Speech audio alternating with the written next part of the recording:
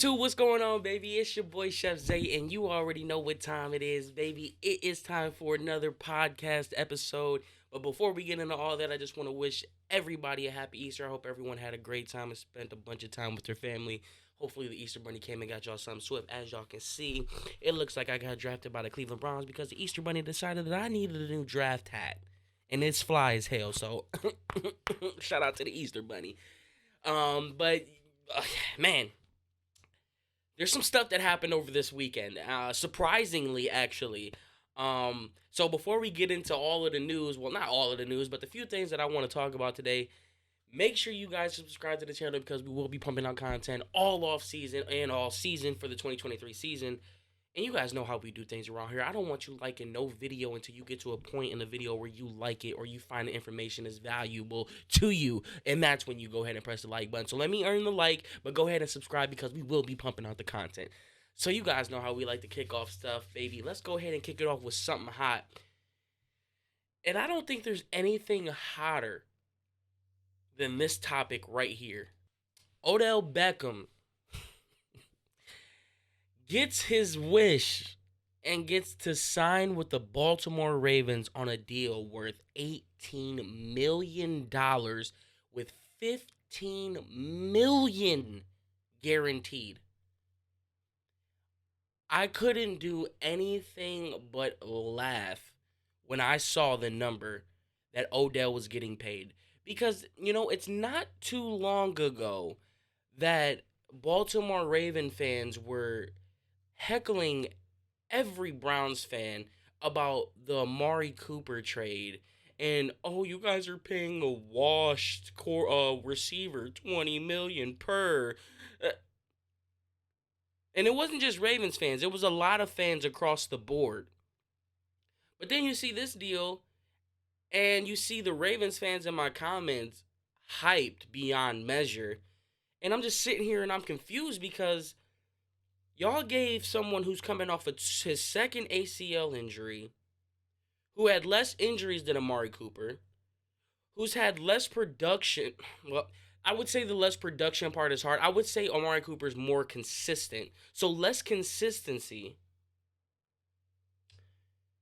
Y'all would give him $18 million, $15 million guaranteed, but y'all won't pony up any money to give to their franchise quarterback, who was an MVP. Who, granted, may be coming off an injury, but literally the team revolves around Lamar. So this poses the question, what happens with Lamar? Does he at least stick it out 1 year? Is he going to play on this tag? Because there's been a lot of people talking about that he's probably not going to play on the tag, or it wouldn't be surprising if he didn't play on the tag. And if I'm Lamar Jackson, yeah, it's cool that y'all went out and got Odell. Y'all got me a little bit of help.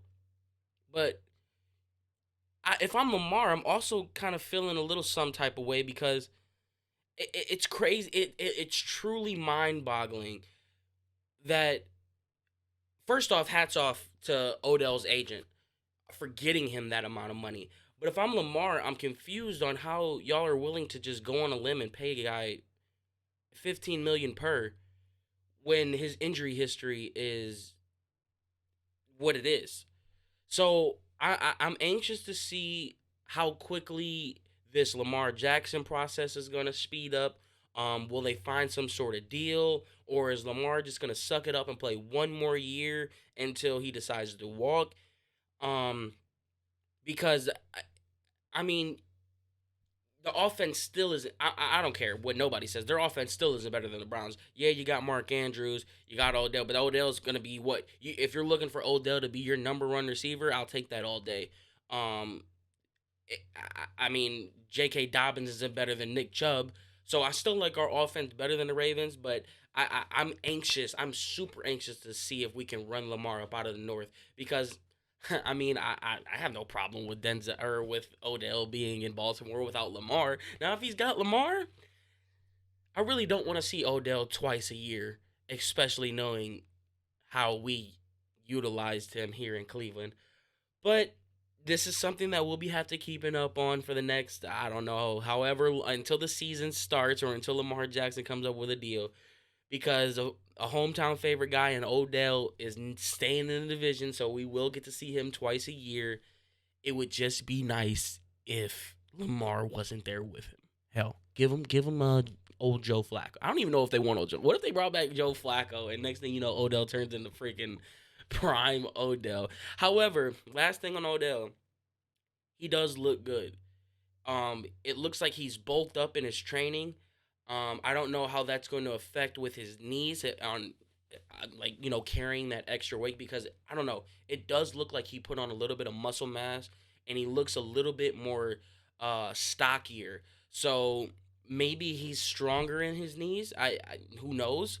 But I am happy for Odell and I can't wait to see you know him.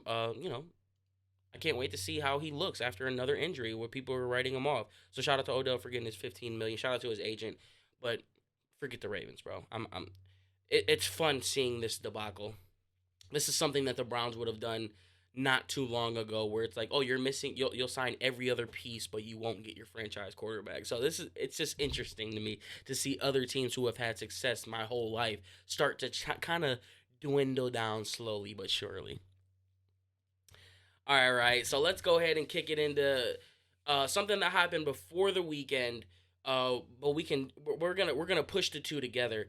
So this weekend, um, the Browns came out and said that they are more than likely not going to re-sign Kareem Hunt. They pretty much said that he's lost a step with his speed, and this isn't anything new, honestly. I mean, if you watched any of the Browns games the second half of the season, I don't know what happened because the first 4 or 5 games, the Kareem Hunt Nick Chubb tandem was so perfect. I mean, Kareem Hunt was getting like anywhere from 8 to 12 touches a game. He was averaging anywhere about from 50 or 40 to 60 yards per. Um, and he looked like Kareem Hunt, running with that just relentless passion and fear that he's just stronger than everyone else.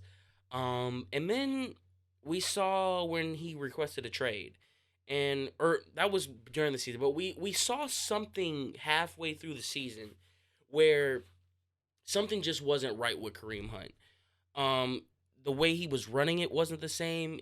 It didn't look like he was hitting the holes as good as he usually did.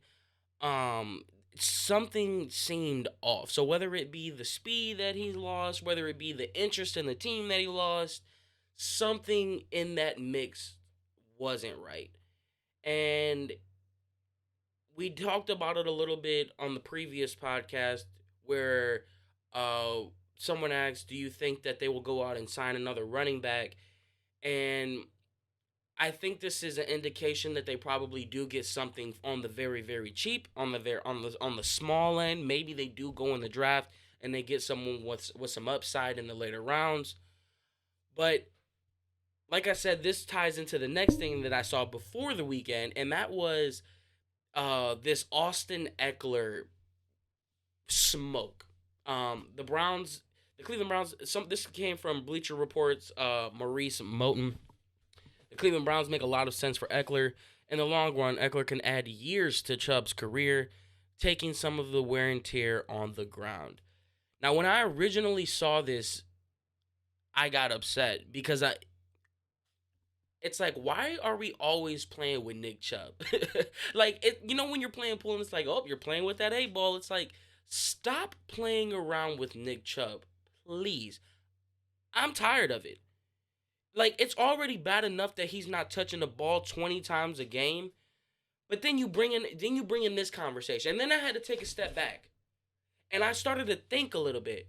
And if I was just thinking strictly player wise, not money, what Austin Eckler is worth, if you added Austin Eckler to this Cleveland Browns team, my freaking goodness, there would be no excuses for for anything as far as this offensive success and what we expect to see from the offense. Austin Eckler would literally fit the mold perfectly for what Kevin Stefanski wants to do with his offense, for how he wants to direct this whole offense as a whole. Great catcher out of the backfield. Um, I he would be if we saw the Kareem Hunt from the second half of the season, he would be a significant upgrade from that. Now, let's come back down to earth reality with it. We're not getting Austin Eckler. It's a pipe dream. It's wishful thinking. But Austin Eckler is probably going to get him a check somewhere. And we all know the type of camp that Andrew Berry runs, how they kind of like to spend their money. And running back is just one of those positions where they're not going to go above and beyond to dish out or to give a player that amount of money. So while this guy fits perfectly in this system, I think that him and Nick Chubb would. I mean, we already thought Kareem Hunt and Nick Chubb would be the best duo backfield in the NFL. There would be no question. There would be no debate. Austin Eckler and Nick Chubb would be the best one-two punch in the league, and it wouldn't even be close. But we don't have the money for that. It's not in the cards, I believe, because it just doesn't make sense when you still could use some defensive tackle help, defensive line help. You definitely still need some linebacker help, and everyone obviously still wants to get another receiver. So there's not a lot of money to be played with, and a guy with this star power, I honestly I just don't see it happening. So this is another wishful thinking. Um, this is another wishful thinking candidate for the Browns, and I think we would all love to see this guy strap up next to Kareem Hunt. But honestly, I just don't think it's gonna happen. And I did post about this, and a lot of people kind of have the same feelings. It's Kareem Hunt doesn't do the exact same thing, but cheaper he does. He does pretty much the exact same thing. I think Kareem Hunt's probably a little bit better running back, um, as far as the power behind how he runs. I think we never really truly got to see peak form Kareem Hunt due to his off the field issues. So yeah, they kind of do the same thing, but I think Austin Eckler catches the ball out of the backfield, maybe just a little bit better. You have a bad feeling Chubb may not be around much longer, and that's why I said we gotta stop with this whole playing with Nick Chubb thing because as much as I hate this, I feel the same way, bro. Like there's so much smoke around Nick Chubb. Then you got Nick Chubb coming out and tweeting says he's tired of watching. This was during the playoffs last season. if Nick Chubb if Nick Chubb came out and said I wanted to trade after this season and it came out of his mouth and we didn't utilize him the way that we should have, I have no choice but to accept it because Nick Chubb deserves to be playing winning football. Nick Chubb deserves to get a bulk of carries at least one time in his career. Nick Chubb deserves to be a premier guy. I think he deserves to have a team build around something like that. And you don't technically build teams around running backs anymore, or the running game, I should say. But I still think that style of play works to an extent. And I just like if you just take a page, just look at what the Titans did. They were winning the division with Ryan Tannehill at their quarterback and Derrick Henry as their premier guy. Now I'm not saying you run that same style of offense with the Cleveland Browns because you do have Deshaun Watson, who you are expecting to be elite, a top 10 guy in the league minimum. But I think you even could enhance Watson's play by, I don't want to say building or running the whole offense through Nick Chubb because I get what you have in Watson and I get what you are expecting out of him. But I think I do think half of the game plan or a big chunk of it should be based around Nick Chubb because once you open up that run game, you're going to be able to manipulate the play action pass, the short dump off passes, and whatever other trick plays you want as much as you want if people are going to have to respect that Nick Chubb can get the ball at any given moment. But if you are going to run the same style of offense that you had last year, Nick Chubb is only going to see the ball 10 times a game, 11 times. And it's like, why are we passing on 4th and 1 again when you have Nick Chubb? It's going to hurt when we all wake up the next day or that next morning or one day through the week and it's like, oh, Nick Chubb has requested a trade. And it's just like, well, we saw it coming. We saw it coming. So I'm not saying that we are going to trade Nick Chubb, but it does start to feel like we might want to start preparing ourselves for the day that Nick Chubb might not be a Cleveland Brown. Hopefully, it's 3 years down the line, 4 years down the line. Hopefully, it's never down the line. Honestly, hopefully, we can get at least 2 to 3 more years out of him. But I love me some Nick Chubb, and I do think he deserves a shot wherever he goes. So, I mean, that's pretty much it for today. There was that little news that came out. There's not much big stuff happening yet. NFL draft is right around the corner, and you know me, I haven't done any draft research. I tend to procrastinate for those things because what the hell do we know as content creators? We just look at YouTube clips and we do our assessment. We don't have the all 22 or anything like that. I mean, if they do, I don't know how to get it yet. So if you know how to get the all 22, please let me know. But I'll wait until we get a little bit closer to the draft, then I'll start picking and seeing where we're going to be drafting. Obviously, I know where we're drafting in the third round. We don't have a first or second round pick, but I'll start to do a little bit more draft prospecting as we itch closer to the draft. So I appreciate you guys tuning in for another episode of the CrocPot podcast. Make sure you guys are subscribed.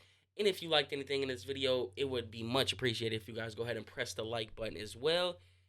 And until then, we'll see you on the next one, baby. Peace. Oh, wait.